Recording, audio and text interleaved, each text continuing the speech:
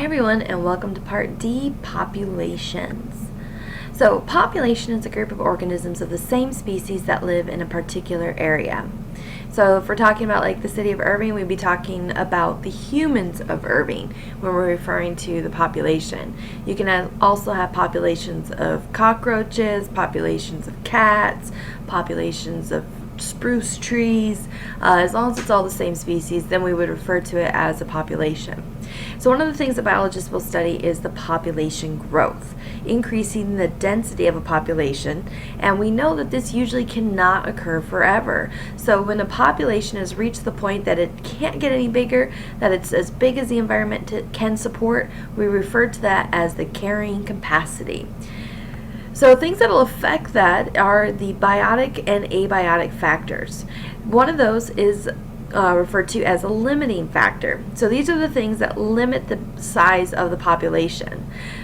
We have two different types. One of those is density dependent. This limits the size of a population when the population reaches a certain density, the number of organisms per area. And so water and food are a big deal here because there's only so much water that can support so many creatures. And when we hit a certain number of creatures, there's only so much food that can keep them going. If you look at the diagram below, we've got the predator-prey relationship.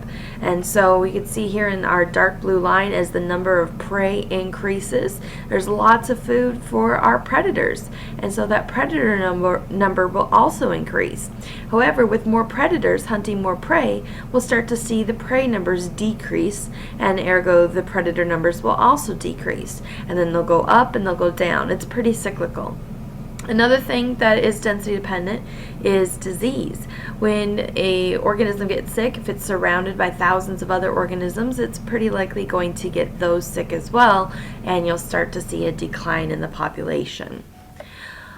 The other limiting factor is density independent, and this doesn't matter how many creatures we have, and we typically look at these as our natural disasters. So tornadoes, hurricanes, forest fires, floods, volcanic eruptions, anything that'll wipe out a rather large number of organisms in a single moment. When we want to measure our population, we graph it, and so you can see generations based upon numbers of population.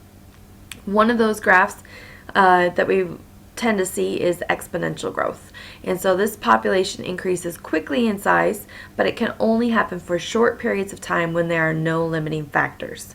And so in shorthand, biologists will refer to this as a J curve. As you can see, there is a J right here. And so we don't see this too much in our larger mammals and stuff, but in our like microorganisms like bacteria, when they first come into a new host, or if we're even going artificially and putting them on a petri dish, you'll see amazing growth initially. This, however, can't continue forever, and that's when we see logistical growth, logical. And so our population grows quickly. You can actually see we have that J curve in this graph right here. There's our J, but then we start to see it level off and plateau. That plateau is referred to as our carrying capacity. So that's the total number of individuals the environment can support. We call this our S curve. And so we have our lovely S, our curve down here.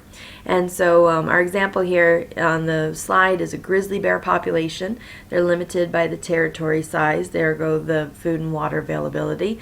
And once we reach a certain number, they'll kind of level off. This, in fact, applies to most of our populations here.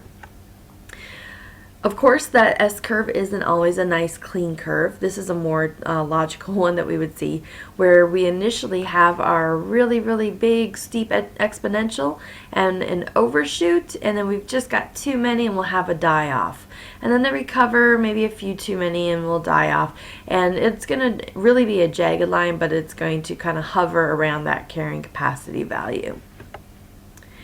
So with human populations, things get kind of interesting. Our useful measurements that we use to analyze humans are the birth rate, death rate, or mortality rate, life expectancy, and the age structure. So we look at the distribution of different people in our various situations. Our developing countries, here we see in blue, and our undeveloped countries are in the yellow. And you can see there's a huge difference in our population. So why is that? We have two pyramids here. One is France and one is India. And you can see they look pretty different. And so our French population here is pretty even as we go up, and then it starts to taper. But our Indian population goes from very few elderly individuals up to lots and lots of youth. And so which country population seems to be growing more? Well, it kind of depends upon how you interpret it. But our Indian population, if we think here in a few years, our large youth population will see moving up and up and up and up. Now, why do we see the taper off? Well, while we have some really fantastic developed sections of India, we also have some real extreme poor. And with that poor, limited access to health care, food, and fresh water, we see a rather high mortality rate. France is a more developed country, and they have better medicine and more stability, and so that's why we see far more elderly people in that population. So that growth rate is determined by birth, death, immigration, and emigration. Again, back from our evolution unit, you'll remember immigration is the movement in, emigration is the movement of organisms out of a population. And we've seen lots of shifts in our human populations over the last few centuries. So think about it for a little bit. Limiting factors for human populations. What are some density dependent factors that could affect the human population? So again, these density dependent factors are looking at our availability of food and water, and also of disease. Our density independent factors that could affect human population growth, those are more of our natural disasters, things that are beyond our control. Doesn't matter if you've got one person there or 10,000 people there, it's going to do some damage. And so floods, hurricanes, tornadoes, volcanoes, all that. So our major themes in human population growth, things that have really changed the way our distribution is. Agricultural revolution was a big one. We have a lot more food available now in modern times than we ever did. Since we've learned how to grow, we've learned how to cultivate, we've done genetic modification, we've got more crops, we have ways to store them, refrigeration, drying units, a lot of good resources there. So that's changed our number of people. Improvements to sanitation. We've got a lot less disease. We have modern plumbing. You use the toilet when you go to the bathroom. And so you're not exposed to that fecal material, which we saw in that predator-prey or parasitism.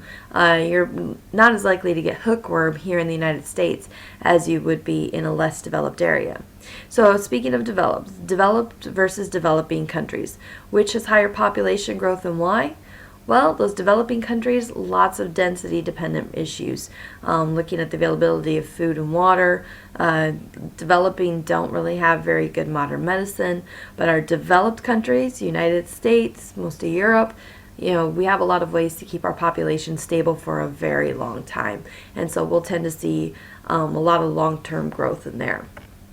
And that, folks, is your favorite slide of all time. That is the end. So if you haven't done so already, make sure you have those notes all filled out. You'll be checking those in with me for a formative grade when I ask you. In the meantime, hold on to them because I want you to study them. It's good for you. Thanks.